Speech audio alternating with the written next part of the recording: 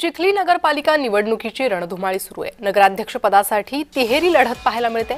भाजप, राष्ट्रवादी काँग्रेस आणि काँग्रेसमध्ये चुरस आहे। चिखली नगरपालिकेत नगराध्यक्ष पदासाठी भाजप, राष्ट्रवादी काँग्रेस आणि काँग्रेस अशी तिहेरी लढत पाहायला मिळते।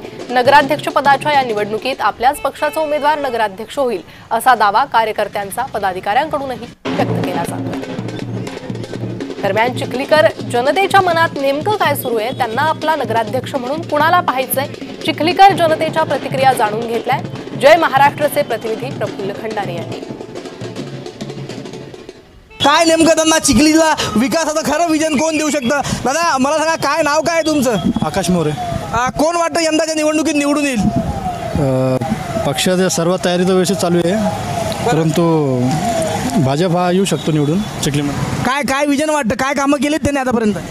भरपूर रस्त्याची वगैरे कामं झालेली आहे आणि वार्डाच्या नुसार बघितलं तर पाण्याची समस्या आहे चिखलीमध्ये आणि बाकीचं समजा ट्रॅफिक वगैरे जास्त इथं ट्रॅफिकचा प्रॉब्लेम आहे, पाण्याची समस्या आहे। काका काय नाव तुमचं? कोण आहे चिखलीकरचा यंदाचा नगराध्यक्षपदाचा उमेदवार निवडून येईल? पंडित साहेब भाजप निवडून येईल। काय वाटतं भाजप निवडून येईल म्हणून? भाजप सर्वच कामं चालू आहेत, सर्वांनी विकास चालू आहे, त्याच्यामुळं तरुण सांगतात की पाण्याची समस्या आहे, ट्रॅफिकचा प्रॉब्लेम आहे। ट्रॅफिक ते तेवढं चालूच राहणार आहे सर। प्रत्येक आपल्या घरात बिन तेवढी समस्या येणारच आहे, त्याच्यामुळं ते बंद भारत चालवायचा म्हणल्यानंतर तर ते चालणारच आहे। पंडितराव देशमुखांना कळ आहे या ठिकाणी, आणखी काही उमेदवार आहे का मिळतात पाहूया आपण त्यांना विचारापर्यंत। काका काय नाव आहे तुमचं? जनार्दन अशोक कारले। काय वाटतं कोण निवडून येईल यंदाच्या नगरपालिका निवडणुकीत नगराध्यक्ष पदासाठी? ह्याच्या पदासाठी का तसं जवळपास आपले काशीनाथ भाऊ वगैरे।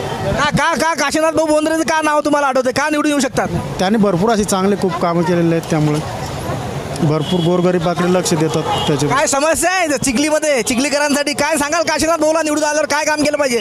त्यांनी रस्ते, पाणी, बऱ्याच समस्या, आरोग्याच्या समस्या, स्वच्छतेचा प्रॉब्लेम सुटलाय का नगरपालिकेतून? जवळपास सुटला 80%।